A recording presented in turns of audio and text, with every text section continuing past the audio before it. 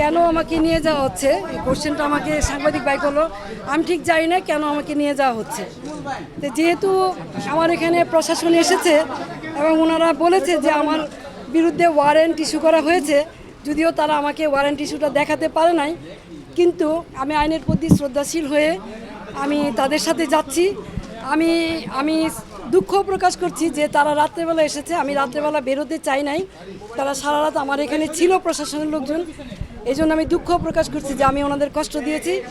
আপনারা দেখেছেন যে আমার মহল্লার লোকজন তারা এখানে সারা রাত অবস্থান নিয়েছে। আমি আমার এলাকাবাসীকে, মহল্লাবাসীকে ধন্যবাদ দিতে চাই তাদের এই ভালোবাসার কারণে, যে আপনারা কোনো শৃঙ্খলা আচরণ করেন নাই, শান্তভাবে। আমি আপনাদেরই সন্তান, আপনাদেরই মেয়ে। আপনারা আমার প্রতি যে শ্রদ্ধা, ভালোবাসা, সম্মান দেখিয়েছেন, আমি আজীবন আপনাদের এই ভালোবাসা, শ্রদ্ধা, সম্মান মনে রাখবো। আমার এলাকাবাসী জানেন যে আমি আলী আহমদ চুনকার সন্তান। আমার বাবা সাম্যের রাজনীতি করেছে, দলমতের ঊর্ধ্বে উঠে রাজনীতি করেছে। আমি আলী আহমদ চুনকার সন্তান। আমার যদি অপরাধ হয়ে থাকে জয় বাংলার, জয় বঙ্গবন্ধু বলার কারণে, তাহলে আমি সেই অপরাধী হতে চাই।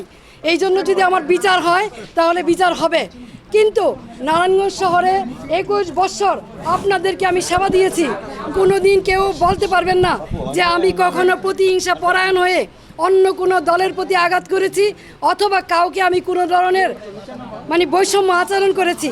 দলমতের ঊর্ধ্বে উঠে নিজের দলের ভিতরে থেকে তারপরও মানুষের কল্যাণে কাজ করার চেষ্টা করেছি। বিরোধ সত্য, মতভেদের সত্য। এই শহরের নারায়ণগঞ্জবাসীর জন্য এমন কোনো জায়গা নেই যেখানে প্রতিবাদ করি নাই।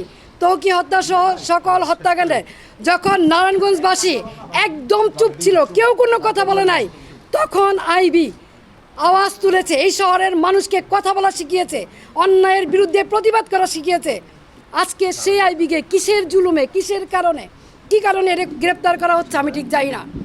কিন্তু যেহেতু আমাকে গ্রেপ্তার করা হচ্ছে, আমি নারায়ণগঞ্জবাসীর কাছে একটাই অনুরোধ করব, আপনারা যেভাবে আমার পাশে ছিলেন, আমার পরিবারের পাশে ছিলেন, আমার পাশে থাকবেন। আপনারা সকলেই জানেন 1 মাস হয়নি আমার ছোটো ভাই, অত্যন্ত আদরের ছোটো ভাই মোহাম্মদ আলী রাজা রিপনকে আমরা হারিয়েছি।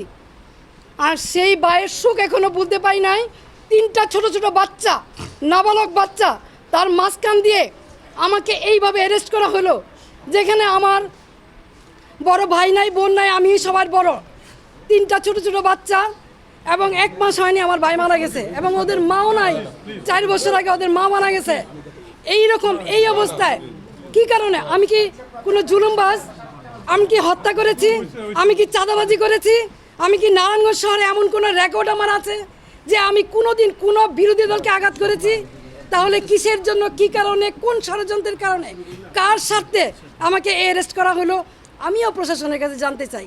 বর্তমান যারা সরকার আছেন, সাম্যের কথা বলেছেন, বৈষম্যের বিরুদ্ধে আপনারা আন্দোলন করেছেন, সরকার হটিয়ে নতুন সরকার এসেছেন, তাহলে কি এই বৈষম্য?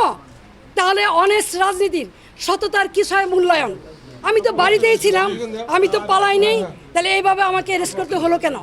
সেই জবাব জনগণের কাছে চাই, জনগণই দিবে ইনশাল্লাহ।